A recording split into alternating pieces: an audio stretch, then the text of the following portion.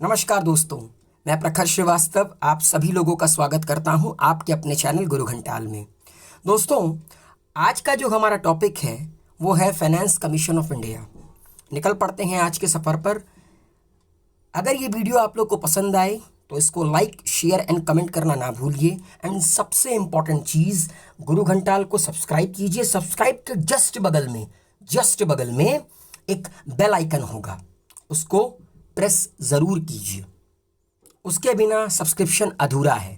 तो निकल पड़ते हैं और जानते हैं फाइनेंस कमीशन ऑफ इंडिया के बारे में। दोस्तों, सबसे पहला सवाल ये आता है कि फाइनेंस कमीशन ऑफ इंडिया है क्या, इसको बनाता कौन है, इसका जिक्र कहाँ पर है। Finance commission is a constitutional body for the purpose of allocation of certain revenue resources between the union and the state governments। तो दोस्तों, फाइनेंस कमीशन ऑफ इंडिया एक कॉन्स्टिट्यूशनल बॉडी है, मतलब भारत के संविधान में इसका जिक्र है। और इसको किस लिए बनाया गया था? इसको बनाया गया है allocation of certain revenue resources between the union and the state governments, कि केंद्र सरकार और राज्य सरकार के बीच कुछ सर्टेन रेवेन्यू के जो रिसोर्सेज होते हैं, कुछ सर्टेन पैसे के जो रिसोर्सेज होते हैं लाइक डायरेक्ट टैक्स वगैरह, उनका बंटवारा किया जा सके। क्योंकि रेवेन्यू पर पूरे देश का हक है और पूरे देश को दो तरह की सरकारें मिलकर चलाती हैं, यूनियन एंड स्टेट। तो बट ऑब्वियस है, बंटवारा तो होगा ही होगा। It was establish under article 280 of the Indian constitution by the Indian president. और इसको बनाता कौन है दोस्तों? भारत के संविधान के आर्टिकल 280 में इसका जिक्र है और इसको बनाने का अधिकार हमारे देश के राष्ट्रपति का है। It was created to define the financial relations between the centre and the state. इसको इसलिए क्रिएट किया जाता है ताकि केंद्र और राज्य के बीच जो फाइनेंशियल रिलेशन है, जो पैसे का रिलेशन है, उसको एक सही तरीके से डिफाइन किया जा सके। मतलब दोस्तों, आप ये सिंपल कह सकते हैं कि एक पिता के दो बेटे हैं, एक बड़ा बेटा सेंट्रल गवर्नमेंट, एक छोटा बेटा स्टेट गवर्नमेंट, ठीक है। और पिता अपने पैसे का बंटवारा कर रखा है। तो यहाँ पर पिता कौन हो गया? Finance commission of India.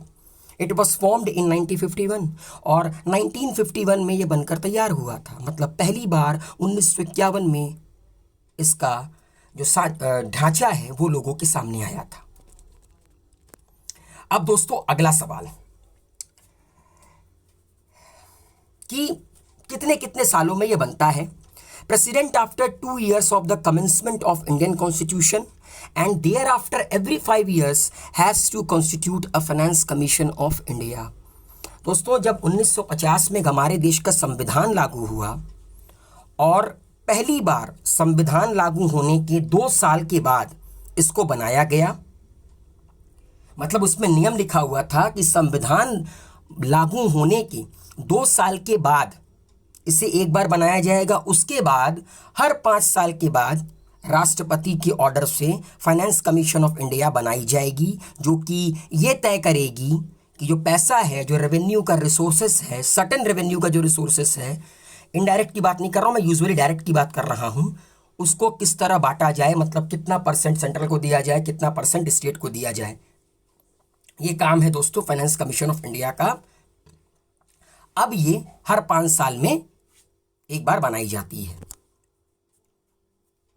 It shall be the duty of the commission to make recommendation to the president in relation to the distribution between the union and the states of the net proceeds of taxes which are to be or may be divided between them and the allocation between the states of the respective shares of such proceeds।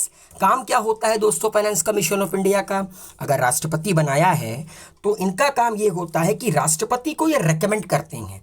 क्या recommend करते हैं? कि जो पैसा देश के पास है, certain revenue का जो पैसा पूरे के पूरे देश के पास है, वो सेंट्रल और स्टेट के बीच किस तरह बांटा जाए। क्योंकि देखिएगा दोस्तों, यहाँ पर एक चीज़ मैं आप लोगों को क्लियर कर देना चाहता हूँ कि जब भी ये बंटवारा होता है तो सारे राज्यों को बराबर पैसा नहीं मिलता है। क्योंकि भारत में बहुत सारे ऐसे राज्य हैं जो पिछड़े हुए हैं, बहुत सारे ऐसे राज्य हैं जो डेवलप्ड हैं। फॉर एग्जांपल अगर मैं बात करूं कुछ पिछड़े हुए राज्यों की, तो उसमें आपका अगर आप नॉर्थ ईस्ट देख लीजिए, देन देयर आफ्टर बिहार देख लीजिए।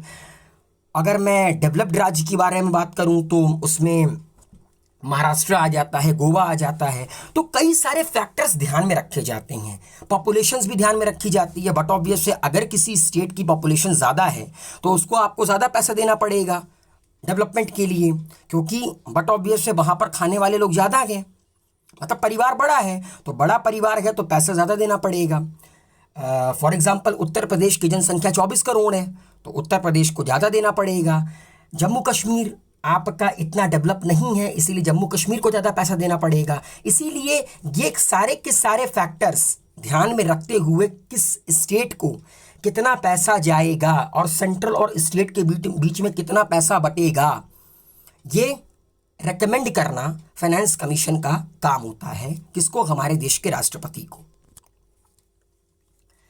The principle which should govern the grant in aids of the revenue of the states out of the consolidated fund of India, कि भारत की जो तिजोरी है, भारतीय सरकार की जो तिजोरी है, कंसोलिडेटेड फंड ऑफ इंडिया से समय मतलब कहते हैं ना कि समय आने पर या ज़रूरत पड़ने पर राज्यों को कितना ग्रांट इन एड देना है, इसको भी आपका finance commission of India he recommend करती है हमारे देश के राष्ट्रपति को। Any other matters referred to the commission by the president in the interest of sound finance। Finance से रिलेटेड हमारे देश में कोई भी अगर मैटर हो, उसमें recommendation finance commission of India हमारे देश के राष्ट्रपति को देती है कि देखिए अगर हम ऐसे ऐसे ऐसे ऐसे करें तो हमारे देश की फाइनेंस इम्प्रूव कर सकता है, हम और ज़्यादा पैसे कमा सकते हैं और ज़्यादा हमारा देश का जो फाइनेंस है वो साउंड हो सकता है। तो रिकमेंडेशन देती है planning finance commission of India. The commissions shall determine their procedure and shall have such powers in the performance of their function as parliament may by law confer on them। लेकिन एक बात याद रखिएगा दोस्तों, ये काम कैसे करेंगे, इनकी पास पावर कितनी होगी, ये सब कौन बताता है? ये सब बताती है हमारे देश की पार्लियामेंट, जो कि लीडिंग लॉ मेकिंग बॉडी होती है हमारे देश में। अब अगला सवाल उठता है दोस्तों कि आर्टिकल 281 क्या है। आर्टिकल 280 में तो हम लोगों ने पढ़ लिया, फाइनेंस कमीशन ऑफ इंडिया है, बनती है, राष्ट्रपति बनाता है हर 5 साल के बाद। अब सवाल ये उठता है कि आर्टिकल 281 क्या कहता है। दोस्तों आर्टिकल 281 कहता है कि जो फाइनेंस कमीशन का रिकमेंडेशन होता है वो आर्टिकल 281 के तहत होता है अकॉर्डिंग टू इंडियन कॉन्स्टिट्यूशन। और दोस्तों इसमें लिखा है कि द प्रेसिडेंट हैज़ टू ले the recommendation made by finance commission and it's explanatory memorandum before each house of parliament. देखिए दोस्तों, फाइनेंस कमीशन अपना रिकमेंडेशन रखेगी राष्ट्रपति के सामने, राष्ट्रपति उन सारे रिकमेंडेशन को आपका उठा कर रखेगा हमारे देश की पार्लियामेंट के बारे सामने, क्योंकि अल्टीमेटली लॉ मेकिंग बॉडी कौन सी है दोस्तों? पार्लियामेंट। करना सब कुछ पार्लियामेंट को है। तो फाइनेंस कमीशन रखेगा प्रेसिडेंट के सामने, प्रेसिडेंट उसको सुनेगा, प्रॉपरली एक्सप्लेनेटरी मेमोरेंडम उठाकर रख देगा दोनों हाउसेस ऑफ पार्लियामेंट के सामने, लोकसभा एंड राज्यसभा। अब अगला आता है दोस्तों कि फाइनेंस कमीशन, भाई सिंपल सी बात है, कोई कमीशन गया है तो इसका ढांचा किस तरह का होगा, मतलब चेयरमैन कौन होगा, उसकी क्वालिफिकेशन क्या होनी चाहिए, देन देयर आफ्टर मेंबर्स कितने होने चाहिए, उनकी क्वालिफिकेशन क्या होगी, ये भी एक सवाल के तौर पर उभरता है। तो दोस्तों चेयरमैन कौन होगा? Head of the commission and presides over the activity. ठीक है, एक कमीशन का हेड होगा, जैसे कि 15वें फाइनेंस कमीशन के हेड कौन है? एनके सिंह। कमेंट बॉक्स में लिखकर बताइए दोस्तों कि भारत का जो पहला फाइनेंस कमीशन था उसके हेड कौन थे? He should have had public affairs experience. और याद रखिएगा दोस्तों, चेयरमैन जो भी बनाया जाएगा उसके पास पब्लिक अफेयर्स में अच्छा खासा तजुर्बा होना चाहिए, अच्छा खासा एक्सपीरियंस होना चाहिए। ऐसे ही नहीं कि किसी को उठाकर, किसी फ्रेशर को उठाकर कमीशन का हेड बना दिया गया। अब बात करते हैं दोस्तों, चेयरमैन को के अलावा 4 मेंबर्स और होते हैं, और वो 4 मेंबर्स क्या होते हैं दोस्तों कि the parliament determines legally the qualification of the members of the commission and their selection method. और ये दोस्तों ये जो 4 मेंबर होंगे उनकी क्वालिफिकेशन क्या होगी, उनका सिलेक्शन कैसे होगा, इन सब के तहत जो नियम है वो पार्लियामेंट बनाती है। Qualification of finance commission chairman and members. सबसे पहला दोस्तों, द 4 मेंबर्स शुड बी और have been qualified as a high court जजेस। जो वो 4 मेंबर नियुक्त किए जाएंगे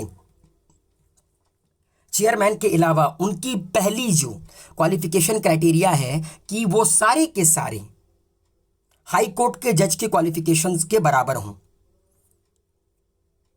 और बी नॉलेजेबल इन फाइनेंस और experience in financial matters and or in administration और पजेस नॉलेज इन इकोनॉमिक्स। ठीक है, आगे मैं बताता हूं उसको एक के बाद एक कि वो जो 4 मेंबर नियुक्त किए जाएंगे उनमें से चारों के पास कम से कम मतलब मैं आपको बताता हूं, जैसे एक मेंबर होगा, एक मेंबर आपका हाई कोर्ट के जज की क्वालिफिकेशन के बराबर होना चाहिए।